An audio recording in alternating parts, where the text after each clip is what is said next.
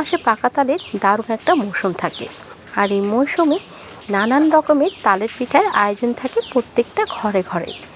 তালের পিঠার পায়েস থেকে ধরে নানান রকমের পিঠার রেসিপি।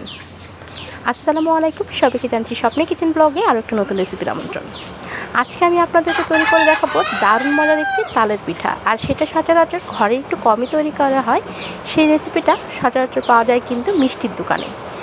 আমি নরসিংদী আমার নানু বাড়িতে যখন যাই তখন কিন্তু এই তালের মিষ্টিটা আমি মিষ্টির দোকান থেকে কিনে খাই, আর আমার কাছে এটা অনেক অনেক ভালো লাগে।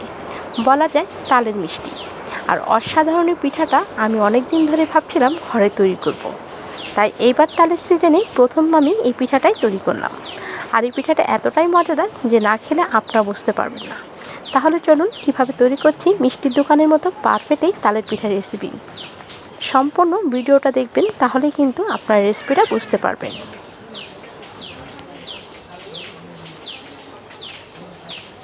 তালের পিঠা তৈরি করার জন্য প্রথমে আমি একটি বল নিয়েছি, আর এখানে এক এক করে যা যা দরকার সেগুলো নিয়ে নিচ্ছি 1 কাপ ময়দা। এই ময়দার সাথে একটা জিনিস মিক্স করা হয়ে গেছে, এখানে হাফ চা চামচ বেকিং সোডা, মানে খাবার সোডাটা ইউজ করে ফেলেছিল আমার মেয়ে, সেটা আসলে আমি আলাদাভাবে ইউজ করতে আর পারিনি। তারপর দিয়েছি হাফ কাপ বেসন এবং হাফ কাপ এখানে বার্লি, যেটা সাধারণত সব মুদি দোকানে কিন্তু এই বার্লিটা কিনতে পাওয়া যায়। আর এখন এই 3টা উপকরণ ভালোভাবে মিক্স করে নিয়েছি।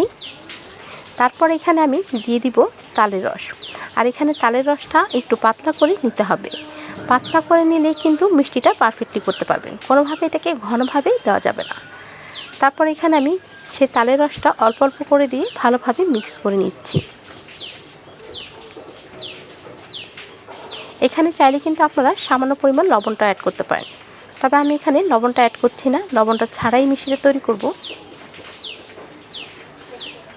তারপর বাকি তালের রসটুকু একেবারেই দিয়ে দিলাম, দিয়ে এবার খুব ভালোভাবে এটাকে আমি মিক্স করে নিচ্ছি। আর এইভাবে মিক্স করার পর এটা দেখুন কতটা বেটারটা কতটা ঘনত্ব আর কতটুকু পাতলা সেটা আপনারা দেখে বুঝতে পারবেন।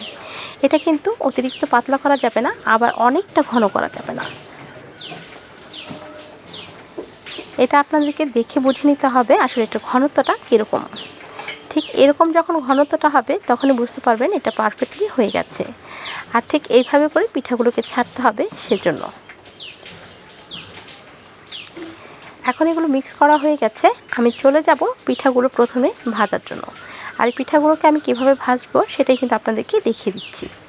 এখন একটি ফ্রাই প্যান কড়াইতে আমি এখানে দিয়ে দিয়েছি তেল। এই পিঠাগুলো ডুবো তেলে ভাজতে হবে, তার জন্য তেলের পরিমাণটা কিন্তু একটু বেশি লাগবে। আমি এখানে তেলটা দিয়ে দিলাম, আর তেলটা গরম হয়ে আসা পর্যন্ত অপেক্ষা করছি। তেলটা কতটুকু গরম হয়েছে সেটা বোঝার জন্য আমি 1 ফোঁটা এখানে আমি যে ব্যাটারটা তৈরি করেছিলাম সেখান থেকে 1 ফোঁটা দিয়ে দিলাম।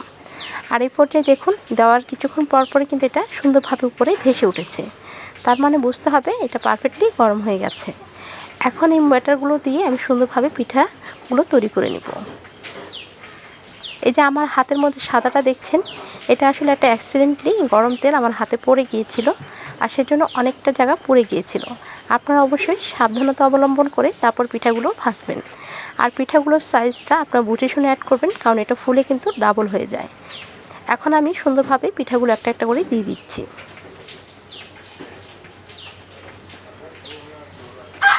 আমার যে কটা আটবে ঠিক সে কটাই আমি এখানে দিয়ে দিব, আর একটু ফাঁক ফাঁক করে দিবেন যেন সুন্দরভাবে নাড়াচাড়া করে এগুলোকে ভাজা যায়।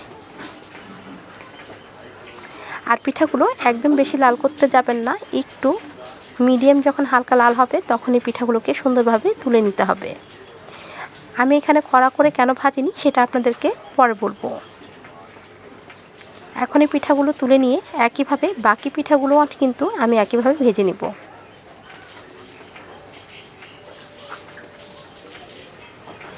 আমি আবারও কিন্তু পিঠাগুলো ভেজে নিচ্ছি।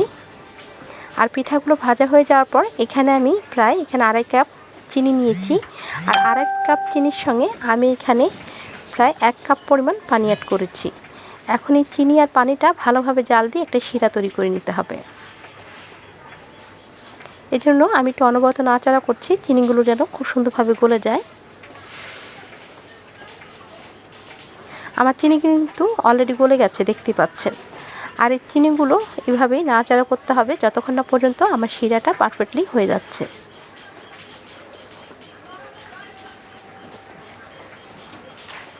আমার শিরাগুলো কিন্তু অলরেডি বলক চলে এসেছে, দেখতে পাচ্ছেন, আর ঠিক এরকম স্বচ্ছ হয়ে গেছে। তখনও আমি আরও 2-3 মিনিট এটাকে ভালোভাবে জাল দিয়ে নিব, তাতে আমার শিরাটা ঘনত্বটা ঠিক মতো হয়ে আসবে। আর দেখবেন আপনাদের শিরাটা যেন হাতের মধ্যে একটু আঠালো আঠালো টাইপ হয়। এই শিরাটা কিন্তু অতিরিক্ত বেশি টাইট হওয়া যাবে না, শিরাটা বেশি ঘন হওয়া যাবে না। যেমন করে আমরা জিলাপির শিরা করি সম্ভবত ঠিক সেরকমভাবে আমরা এই শিরাটাও তৈরি করে নিব। এখন আমি আবার চেক করে নিচ্ছি। এবার কিন্তু আমার শিরাটা পারফেক্টলি হয়ে গেছে, হাতে আঠা আঠা হয়ে গেছে। তার মানে এখন আমি এটাকে এক সাইডে নামিয়ে রেখে তারপর একটু ঢাকনা দিয়ে ঢেকে রাখবো। আর এই যে তেলটা আমি আবার কিন্তু বসিয়ে দিলাম। আমি পিঠাটা প্রথমত কেন হালকা ভেজেছিলাম সেটা নিশ্চয়ই আপনারা এবার বুঝতে পারছেন। এই পিঠাগুলো আপনাকে অবশ্যই কিন্তু 2 বারে ভাজতে হবে। একবারেই আপনি সম্পূর্ণ ভাজাটা কমপ্লিট করতে পারবেন না, তাহলে কিন্তু মিষ্টি দোকানের মতো পারফেক্ট কখনোই এই তালের পিঠা তৈরি করতে পারবেন না। আপনাকে এটাকে 2 বার করে ভাজতে হবে। এবার আমি খুব সুন্দরভাবে এটাকে ভেজে নিব, একটু লাল লাল করে। বলা যায় একটা পারফেক্ট পিঠা যেরকম লাল লাল করে ভেজে নিতে হয়, ঠিক সেরকম করেই আমি পিঠাগুলোকে ভেজে নিচ্ছি। আমার পিঠাগুলো যখন লাল লাল করে ভাজা হয়ে যাবে তখন এই পিঠাগুলোকে আমি সুন্দরভাবে তুলে নিব একটি পাত্রের মধ্যে প্রথমে। আর এরকম গরম থাকা অবস্থায় পিঠাগুলো আমি দিয়ে দিব শিরার মধ্যে।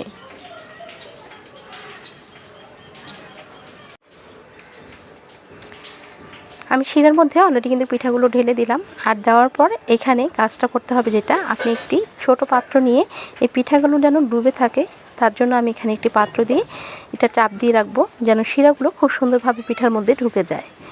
এতে কিন্তু পিঠার মধ্যে সম্পূর্ণভাবে শিরাগুলো খুব পারফেক্টলি ঢুকে যাবে। আর আমি এটাকে 4 থেকে 5 মিনিট এভাবে রেখে দেওয়ার পর দেখুন আমার পিঠার মধ্যে কিন্তু শিরাগুলো খুব সুন্দরভাবে ঢুকে গেছে। এখন আমি শিরা থেকে পিঠাগুলো সুন্দরভাবে শিরাগুলো ঝরিয়ে তুলে নিব। আর এইভাবে করেই কিন্তু বাকি যতগুলো পিঠা আছে সব একইভাবে আমি ভেজে তারপর কিন্তু শিরার মধ্যে এরকমই 4-5 মিনিট করে ডুবিয়ে রাখবো। আমি আবারও এক বেশ পিঠা দিয়ে দিলাম, দিয়ে কিন্তু আবারও ঢাকনা এরকম একটি পাত্র দিয়ে চেপে রাখবো, তাতে কিন্তু সুন্দরভাবে শিরাগুলো ঢুকে যাবে। আর অলরেডি এভাবে কিন্তু সম্পূর্ণ পিঠাগুলো আমি ভেজে নিয়েছি। আর এটা দেখে নিশ্চয়ই বুঝতে পারছেন যে দোকানের মতো পারফেক্ট কিন্তু তালমোহন পিঠা নামে ওইটা পরিচিত থাকে। এই পিঠাটা আমি ভেজে নিয়েছি। আর এই পিঠাটা খেতে কিন্তু দারুণ মজা লাগে, কারণ সম্পূর্ণ পিঠাটাই রসে টইটুমুর থাকে আর খেতে এটা দারুণ মজা লাগে। এটা গরম খেতে যেমন ভালো লাগে, এটা ঠান্ডা হলেও কিন্তু অনেক ভালো লাগে। রেসিপিটা আপনাদের কাছে কেমন লাগলো অবশ্যই জানাতে ভুলবেন না। আর এরকম তালের সিজনের মধ্যে একবার হলেও পিঠাটা তৈরি করে দেখবেন। আমার মনে হয় এটা আপনাদের কাছে অনেক অনেক ভালো লাগবে। রেসিপিটা ভালো লেগে থাকলে অবশ্যই সেটা কমেন্টের মাধ্যমে জানাবেন। আর চ্যানেল নতুন হয়ে থাকলে চ্যানেলটাকে সাবস্ক্রাইব করে অবশ্যই চ্যানেলের পাশে থাকবেন। পাশে থাকা বেল আইকনটা বাজিয়ে দিয়ে নোটিফিকেশনটা অন করবেন, সেক্ষেত্রে আমার চ্যানেলের নতুন নতুন ভিডিওগুলো সবার আগে আপনার কাছে পৌঁছে যাবে। দেখা হবে হয়তো আর কোনো নতুন নতুন রেসিপি নিয়ে। এই পর্যন্ত ভালো থাকবেন, সুস্থ থাকবেন আর আমাদের জন্য দোয়া করবেন। আজকের মতো এই পর্যন্তই, সবাই আর ভালো থাকবেন। আল্লাহ হাফেজ, আসসালামু আলাইকুম।